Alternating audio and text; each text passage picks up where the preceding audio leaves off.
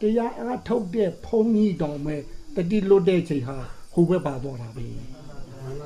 တရားအားမထုတ်ရင်တော့ဘာပြောကောင်းမလို့ဟုတ်ဗျာတို့ဟာဘာခေါ်မလို့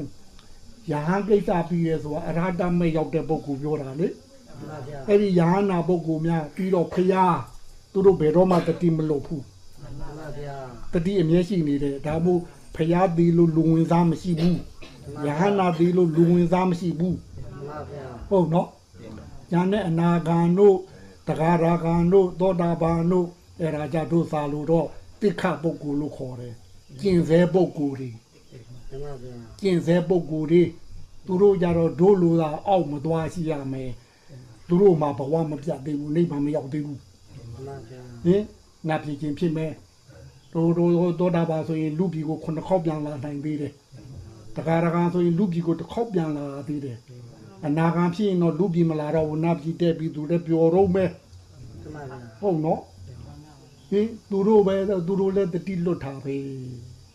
တို့ဘူးတို့စင်ကတော့ဘာပြောကောင်းမလို့ဟင်ဟွာလာရွှေကြီးကိုစိတ်နဲ့ကိုလူလုံနေလားသူများစိတ်နဲ့လူလုံနေလားသူများစိတ်နဲ့လူလုံ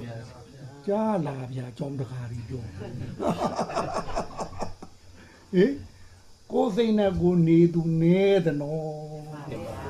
တတိမရှိဘူးအဲ့တော့ကြက်မြင်တော့ကြက်ပဲလေအဲ့တော့ဒီတချို့ကြတော့ကြက်သားကြိုက်တာရှိတာပေါ့တချို့ဝက်သားကြိုက်တာရှိတာပေါ့ဒါကအစားတောင်းနဲ့ပြောတာလေတချို့ကအဆင်းကြိုက်တာရှိတာပေါ့ရုပ်ရှင်တို့ဘာတို့သွားကြည့်နေတာအဆင်းကြိုက်လို့မဟုတ်ဘူးလားတချို့အတန်ကြိုက်တယ်တချို့အနှမ်းကြိုက်တယ်တခုခုတော့ဆွဲတာရှိမှာပဲလေသူထဲတွေကဓာတ်ကတောင်းတဲ့အတိုင်းဆွဲရတာကိုဟုတ်နော်အဲ့တော့ဒေဂာနိကျဲစားနေကြပုဂ္ဂိုလ်ကကျဲဆွဲရ